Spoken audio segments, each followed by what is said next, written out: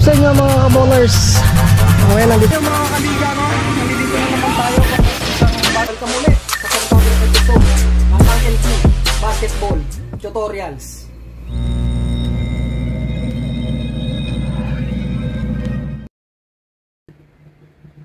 What's up sa inyo mga kapito? Sa mapagpalang araw sa inyong lahat at welcome ulit sa panibagong vlog natin. At sa video na to ay pag-uusapan natin ang tanong ng isa sa mga subscriber natin at tanong din ng mga baguhang referees na nakasama ko sa grupo ko, no?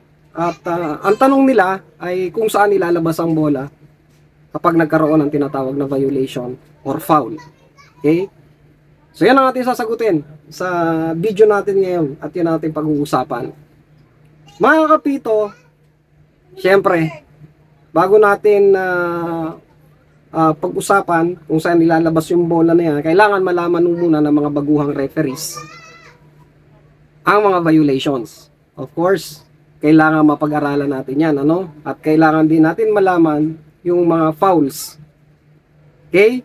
So, lagi ko nga sinasabi sa mga nakaraang vlog natin, dinidiscuss natin ang iba't ibang uri ng mga violations at iba't ibang uri ng mga fouls. Una, sa Rule 5, nandiyan dyan nakapaloob ang tinatawag na 9 violations. Okay? Maliban sa 9 violations na yan, may mga ilan pang mga violations na nakapaloob sa mga article ng OBR, okay, Official Basketball Rules. So, hindi lang siyam na violations na nakapaloob sa Rule number 5 ang dapat natin malaman. Okay? Pahapyawan natin kung ano-ano ba yung mga violations under ng Rule 5 na yan. Siyempre, nandiyan ang tinatawag na player and ball out of bounds. Nandiyan ang tinatawag na dribbling violation, traveling violation. Nandiyan ang tinatawag na 3 seconds violation, closely guarded player, 8 seconds violation, shot clock violation. Of course, sa shot clock violation, nandiyan ang 24 second shot clock at 14 second shot clock. Di ba? And then, nandiyan tinatawag na backcourt violation. At ang last violation na nakapaloob sa Rule number 5 ay ang tinatawag na goaltending and interference. Okay? Yan ang siyam na violation. Pero, may mga iba pang violation na nakapaloob sa ibang article. Okay? Katulad sa Rule number 4, which is playing regulation, nakapaloob ang tinatawag sa article number 13, tinatawag na jump ball and alternating possession. Okay? Sa jump ball and alternating possession, of course, pwede dyan magkaroon ng tinatawag na violation kapag hindi mo nasunod ang tinatawag na procedure ng jump ball. Diba? Tatawagan ka ng referee ng jump ball violation. Okay?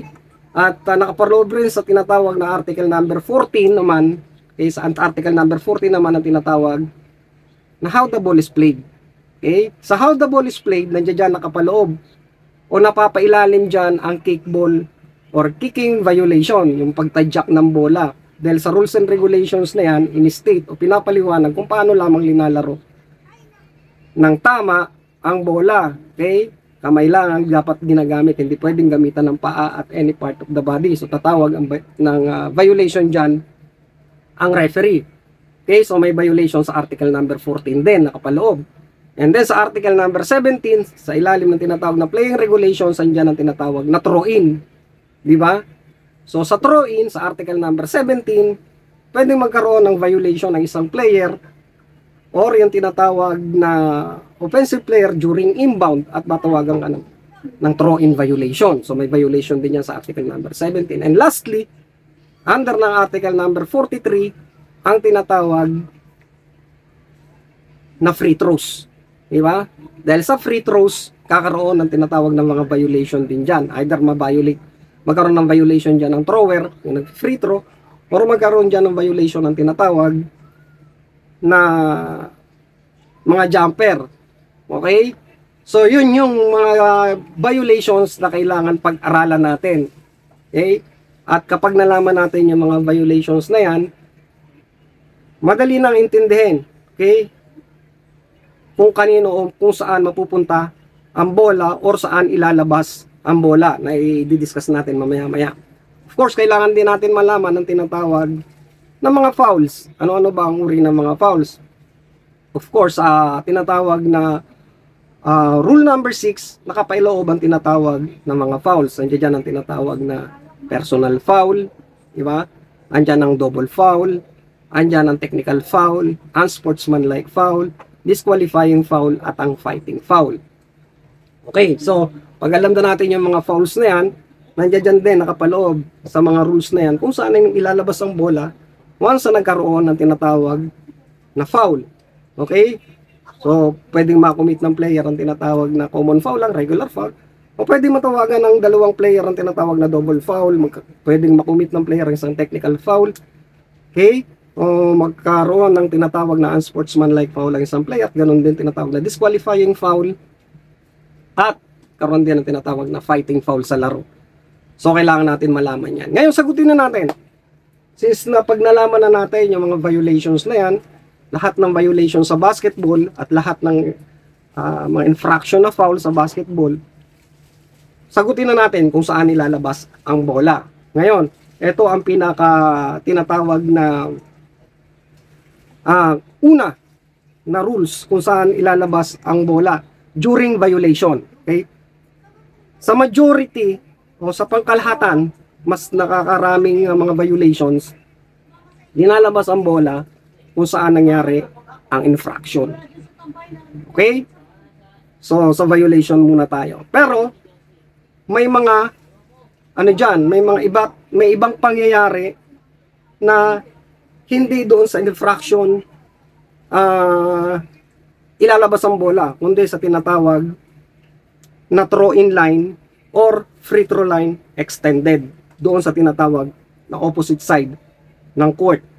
Kaya yung opposite side ng court, alam naman natin yan, yun yung kaharap ng table side, doon linalabas yung ibang rules sa violation. Okay, ngayon, isa-isahin natin. Okay? So, bago tayo dumako doon sa tinatawag na siyam na violation, doon muna tayo sa tinatawag na jump ball and alternating possession na pwedeng magkaroon ng violation doon. Kapag hindi mo sinunod ang tinatawag na procedure ng jump ball, di ba?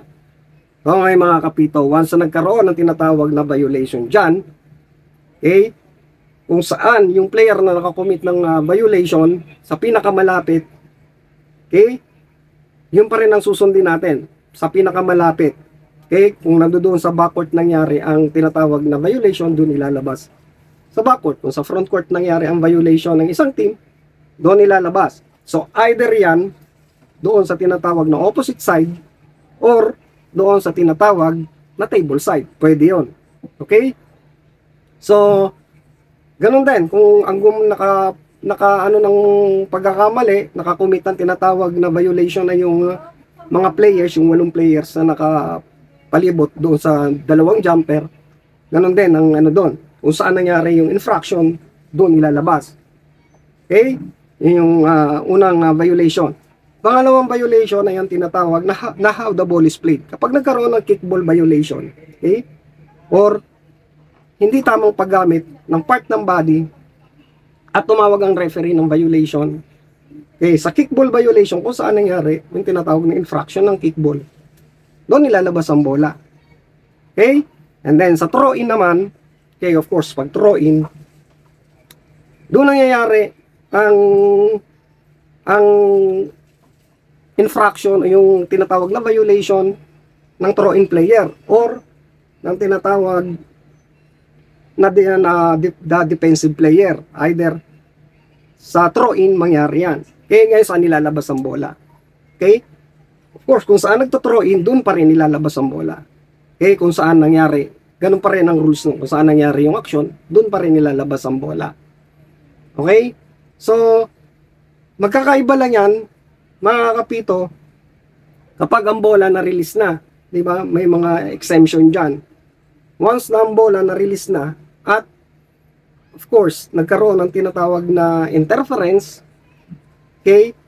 At nagkaroon ng tinatawag na pwedeng mangyaring violation, during throw-in, jump ball din. Depende sa sitwasyon. Of course, dito na yan sa tinatawag na throw-in line, ilalabas ang bola. Okay? Ngayon, doon naman sa article number 43, yung free throws. Okay, sa free throws tayo. Once na nagkaroon ng violation ng thrower, halimbawa, shooter ng nagpi-free throw, siya nagkaroon ng violation sa last free throw niya. Okay? So, ilalabas ang bola, of course, doon sa tinatawag na line, free throw line extended. Okay? Kapag nakakommit naman ng violation, ang tinatawag na mga jumper, okay? Halimbawa, nakakommit ng violation ng ang offensive team during free throw. Okay? At hindi po nagkaroon ng tinatawag na positioning ng bola sa kabila. Of course, sa pinakamalapit na action kung saan nangyari ang violation, doon nilalabas ang bola. Kung doon sa end line or baseline, doon nilalabas ang bola. Ngayon mga kapito, so, ganun lang kasimple ang ng violation ng free throw. Alam naman natin yan. Okay? Ngayon, pagdating naman doon sa tinatawag na 9 violations, isa-isahin natin kung saan ilalabas ang bola bago tayo pumunta sa fouls. Okay? Dito sa tinatawag na player and ball out of bounds, last touch lang naman yan di ba? Pag na-out of bounds, so kaya napunta ang player sa labas, kung saan nangyari yung action, of course, doon ilalabas ang bola. So, pwede mangyari yan sa lahat ng side ng boundary lines. Di ba? Pwede yan baseline, pwede yan tinatawag na sideline, either yan opposite side or table side. Okay, mga kapito, ngayon, pagdating naman sa tinatawag na dribbling, traveling, kung saan pinakamalapit nangyari ang infraction, doon dapat ilabas ang bola. Okay? Kung ang infraction ang nag-traveling doon sa opposite side, doon ilabas ang bola sa pinakamalapit doon. Kung doon sa table side, doon ilabas. Kung nandoon sa tinatawag na baseline or end line, doon ilalabas. During dribbling violation tsaka traveling violation. Okay? Ngayon, sa 3 seconds, okay, kapag nagkaroon ng 3 seconds violation, napaka-common yan. Saan ba nangyari ang violation ng 3 seconds? Sa restricted area. So, saan ba ang pinakamalapit na infraction ng restricted area? Of course, doon na sa baseline. Kaya sa baseline, dapat ilabas ang bola pag nagkaroon ng 3 seconds violation. Okay? Sa closely guarded player naman, which is syempre bumibilang ang mga referees ng 5 seconds, pag nababanta na yung player, din nakadribble, tira, natrap na, naroon ng tinatawag na 5 seconds violation, of course, kung saan nangyari. Yung 5 seconds violation yun, kung saan siya natrap. Sa pinakamalapit na lugar, na pwedeng i-throw in, pwede yan sa opposite side uli, o kaya doon sa table side, o kaya doon sa tinatawag na baseline, doon ilalabas ang bola. Okay? Ngayon, pagdating naman sa 8 seconds violation, dito nagkakaroon ng konting pagkakaiba. Okay? Sa 8 seconds violation, once na ang bola, na-release na. At, pumito ang referee ng 8 seconds violation. Okay?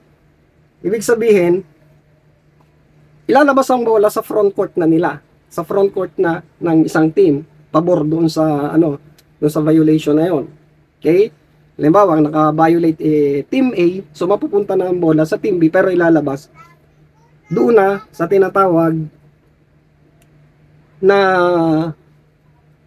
front court nila. Okay? Either yan doon sa tinatawag na bullseye ng table side or doon sa opposite side. Basta malapit na yan sa tinatawag na center line. Okay? Basta front court na, doon nilalabas ang bola. Ngayon, kung hindi naman nahagis ang bola o hindi na ipasa at nagkaroon ng 8 seconds violation habang nagdi-dribble, so kung saan malapit nangyari yung 8 seconds, sa pumito ang referee, habang nagdi-dribble ang player, tatawagan ng 8 seconds, doon nilalabas ang bola.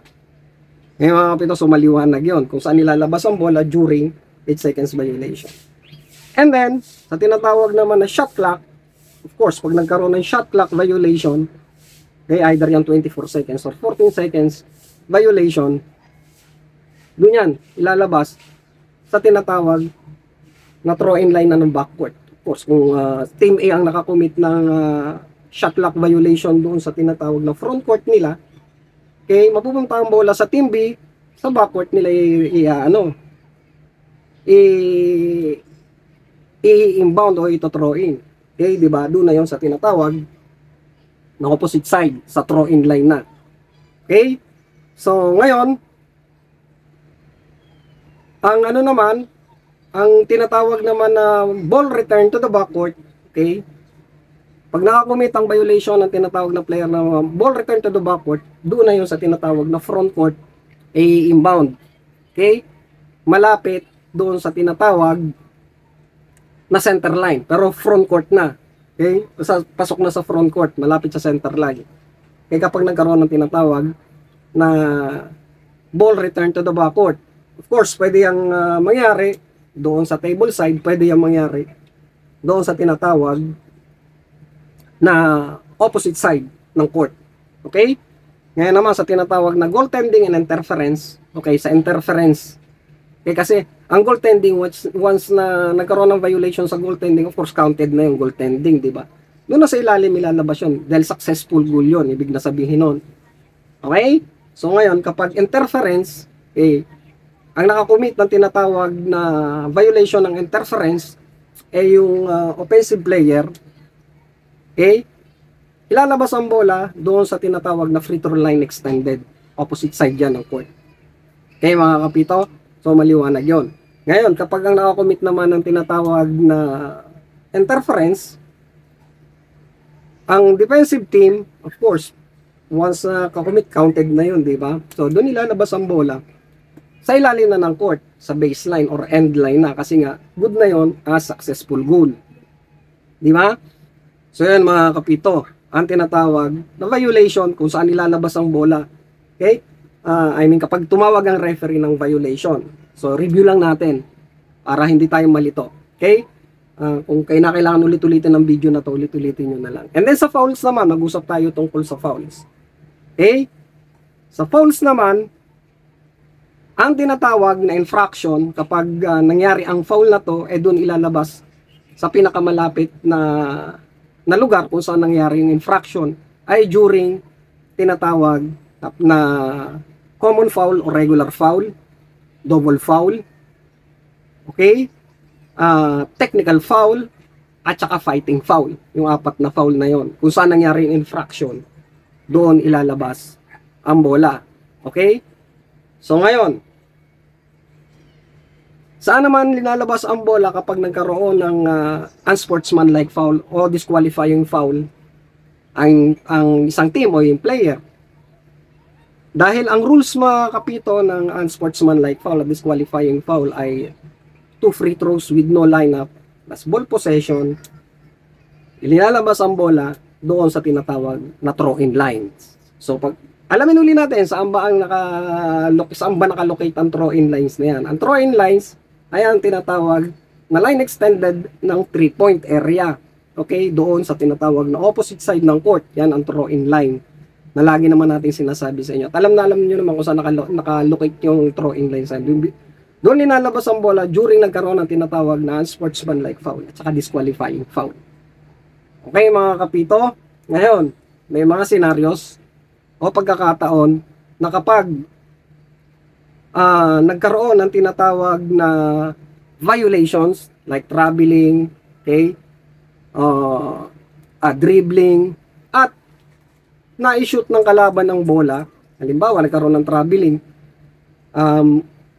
at naitira niya yung bola, pero natawagan na siya ng traveling at na-shoot ang bola, okay, ilalabas na ang bola niyan doon na sa tinatawag na free throw line extended.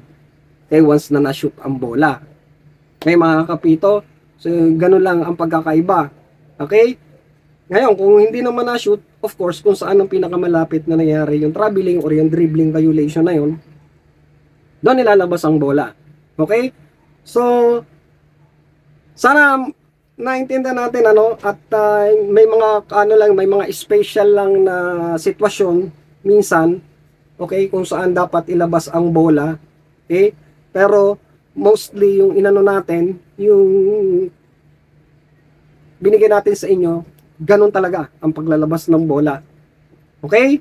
So, kung may mga katanungan kayo regarding kung saan ilalabas ang bola na hindi natin na-discuss dito, bukas ang comment section dyan sa baba, magtanong po kayo at of course, sasagutin natin yan. At iano natin, kumbaga, pag sumagot tayo ng ganyan, syempre, ilalagay natin kung saan article yan. Kaya mga kapito, ngayon, ang gusto ko lang ipaliwanag sa inyo kung bakit natin dinidiscuss to. Okay, kung bakit ko binigyan ng panahon, pagkakataon yung subscribers natin, mga ilang subscribers natin at yung mga kasama ko mga baguhang referees sa grupo ko, kung bakit natin sinagot yung tanong na yan, ano kung saan nilalabas ang bola during violations or fouls, yung mga infraction na yan. Kasi mga kapito, kailangan malaman natin yan. Okay? Dahil ang mga referees dapat alam yan. Para yung tinatawag na movement natin sa loob ng basketball court, yung switching natin, okay? Tuloy-tuloy. At ang laro, tuloy-tuloy. Hindi na i-interrupt ng matagal. At kung saan-saan natin linalabas ang bola. At yung ibang referee, hindi nakapwesto ng maayos. Kung alam natin, okay, yung mga sitwasyon na yan, kapag pumito tayo ng tinatawag na foul, or pumito tayo ng tinatawag na violation, traveling violation, okay, dribbling violation, alam na natin at least kung saan nilalabas ang bola. At alam na nung kasama natin kung saan sila pupwesto. Kasi yun naman talaga ang gusto ni FIBA. Ang laro ay magtuloy-tuloy at matapos ng mabilis. Hindi ma-interrupt. Mga kapito, saan ang ating vlog ngayon? Okay? So bago tayo magtapos, first gusto ko muna yung shoutout ang lahat. Ang mga kabaro nating arbitero, shoutout po sa inyong lahat. At samang panig kayo ng mundo na roon. Okay? Hindi ganon din dito sa Pilipinas, Luzon, Visayas at Mindanao. Sa mapagpalang araw po sa inyong lahat, mag-iingat po tayo sa ating pagpakbo at pagpito at stay healthy po, mga kapito. Hey mga kapito, at dito ko natatapusin ang ating video. Magkita-kita ulit tayo sa susunod na vlog. God bless us all. Peace out.